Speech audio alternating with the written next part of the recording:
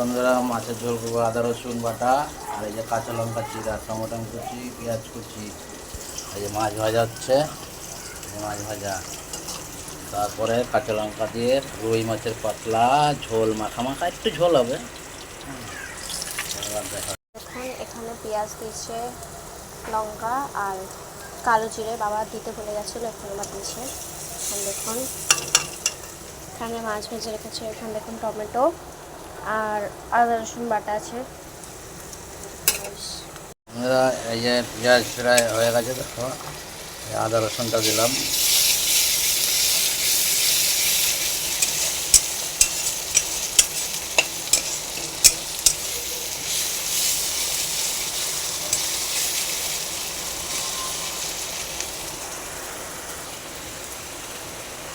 যে বন্ধুরা হয়ে গেছে, আর টমেটো দিলাম, ঠিক আছে। এক হাতে ভিডিও করা যায় না, মেয়ে আবার আমার এক মেয়েকে বৃষ্টি হচ্ছে বলে ছাতা নিয়ে গেল, ছোটো মেয়ে। কাছ থেকে আসলাম, এসে রান্না করতেছি।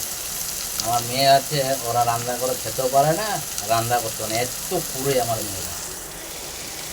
বাপকে বলো মাকে বলো কাছ থেকে আসবে, তারপর রান্না হবে, তারপর হয়ে গেছে প্রায়। এবারে হলুদ দেবো, ঠিক আছে। আর হচ্ছে জিরা গুঁড়ো, ধনে গুঁড়ো আছে এর মধ্যে, ওরা দিয়ে দিলাম। আর কোনো মশলা দেবো না, ঠিক আছে। হতে থাক বন্ধুরা, ঝোল ফুটে গেছে, ঠিক আছে। এবার মাছগুলো দিয়ে দেবো, মাছ সব ছেড়ে যাবে, চিন্তা নেই।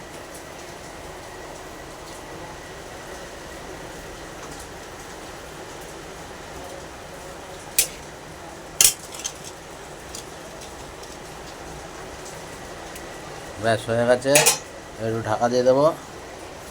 বাই, এবার খাওয়ার সময় দেখাবো।